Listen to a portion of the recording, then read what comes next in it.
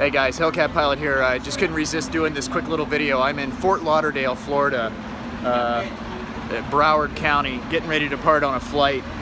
And I walk up and there is this car parked right outside the gate here. It's a Challenger RT police car. How awesome is that? And then right next to it is a Broward County Sheriff's Department smart car. So I was just asking the officer that walked by who gets to decide who drives the smart car versus the Challenger. I just think it's quite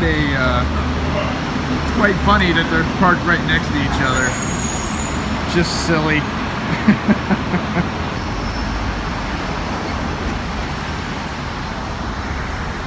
Actually, the officer just walking by told me that this is the chief's car. The chief gets to drive the Challenger. Anyway, just thought it was interesting. Thought I would throw it out there. Have a good day, folks.